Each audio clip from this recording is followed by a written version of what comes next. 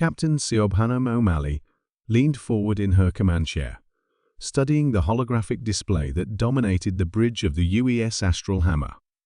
What had begun as a routine patrol of the Proxima Centauri colony's outer defense perimeter had suddenly become anything but routine. "Confirm that count again, Lieutenant Park," she ordered, her Irish accent thickening with tension. The young sensor officer's fingers danced across his console. "Confirmed, Captain. 17 vessels of unknown configuration, approaching in standard attack formation. No response to our hails. The Astral Hammer wasn't supposed to be here alone. As the prototype for humanity's new Thunderbolt-class destroyers, it should have been accompanied by at least 3 other vessels during its shakedown cruise. But budget cuts and political squabbling had left O'Malley's ship as the sole defender of humanity's first extrasolar colony. "They're accelerating, Captain," announced Commander Adeola Okafor, her executive officer. "Weapons signatures detected. They're powering up something big."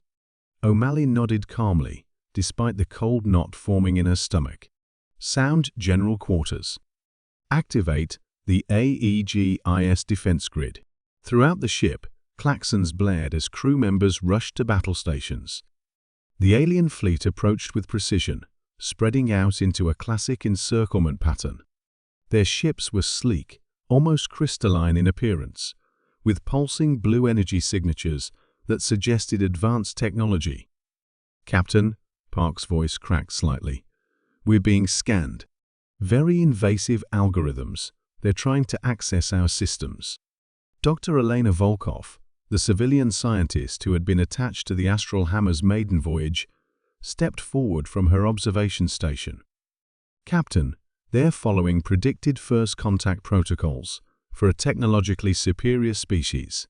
The scans, the formation they're assessing, whether we're worth communicating with or simply eliminating." "Well, we should give them our answer then," O'Malley replied. She turned to her tactical officer. "Lieutenant Commander Singh, is the M-Bias protocol ready for deployment?" Singh nodded grimly. "Yes, Captain, but it's never been field-tested against actual alien technology. The simulations were promising, but—" "We're about to conduct the field test," O'Malley cut him off. She addressed the entire bridge. "I know all of you have families back on Proxima Colony. Today, we're all that stands between them and whatever these visitors have planned. Let's show them why humanity has survived every challenge we've ever faced." The alien fleet continued its approach, now close enough that individual details of their vessels were becoming clear crystalline structures, interwoven with what appeared to be living tissue, technology so advanced it seemed almost magical. "They're charging weapons," Park announced. "Energy readings are off the scale." O'Malley's finger hovered over the secure command console built into her chair's arm. "Dr. Volkov, your final assessment?" The Russian scientist's eyes never left the holographic display.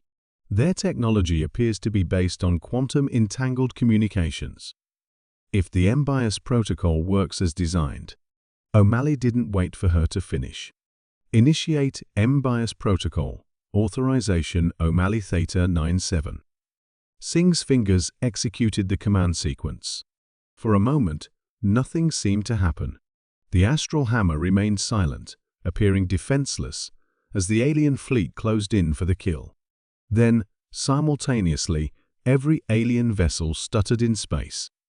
Their elegant formations collapsed as the ships began drifting aimlessly, their blue energy signatures flickering and dying. "It's working," Dr. Volkov whispered, eyes wide with disbelief. "The topological quantum disruptor is actually working." 2 years earlier, humanity had discovered something remarkable while studying quantum communications, a peculiar vulnerability in the fabric of quantum entanglement itself. If properly exploited, this vulnerability could create a recursive feedback loop in any system relying on quantum entanglement for its operations, a digital M-Bias strip that would trap the system in an endless cycle of self-reference. The M-Bias protocol was humanity's insurance policy, developed in secret by scientists who feared that any advanced alien civilization would likely use quantum entanglement as the backbone of their technology. Status of alien fleet? O'Malley demanded. All vessels appear to be in system-wide failure, Park reported. No signs of weapons charging. Their drives are offline. They're completely vulnerable, Captain. The bridge fell silent as the implications sank in. Humanity's seemingly modest warship had just neutralized an entire alien fleet without firing a single conventional shot. Dr. Volkov, O'Malley said quietly, how long will the effect last? The scientist consulted her datapad. The disruption field will maintain itself for approximately 6 hours before their systems can purge the recursive algorithms.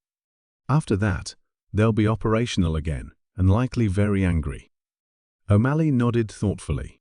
Then we have 6 hours to establish communication on our terms. She turned to her communications officer. Prepare a first contact package. Make it clear that we disabled their ships as a defensive measure only, and that we're open to peaceful dialogue. As the crew rushed to comply, Commander Okafor stepped closer to her captain. Do you think they'll listen? After what we just did to them? O'Malley's gaze remained fixed on the drifting alien ships. They came here expecting to find primitives they could intimidate or destroy. Instead, they found equals who outsmarted them. Respect often begins with surprise, Commander.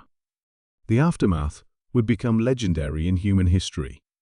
The Proxima incident, as it came to be known, revealed that the alien fleet had indeed intended a swift conquest of the human colony, a standard practice for the Shrill Dominion when encountering new spacefaring races.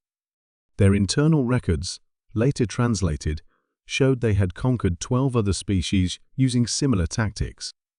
Instead, their defeat led to the first Shrill-human accord, establishing boundaries and opening trade relations between the species.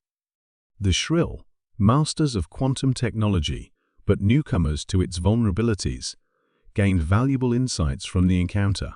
Humanity gained respect among the galactic community that the Shrill reluctantly introduced them to. Captain O'Malley, who had expected to go down with her ship that day, instead became humanity's first ambassador to the stars. And the Astral Hammer, once a controversial prototype that many politicians had tried to cancel, became the template for a new understanding of defensive technology, one that showed humanity could stand its ground in a universe far older and stranger than they had imagined. Years later, when asked about her decision that day, O'Malley would simply say, "We didn't win because we were stronger. We won because we were smart enough to prepare for the day when we wouldn't be the strongest ones in the room."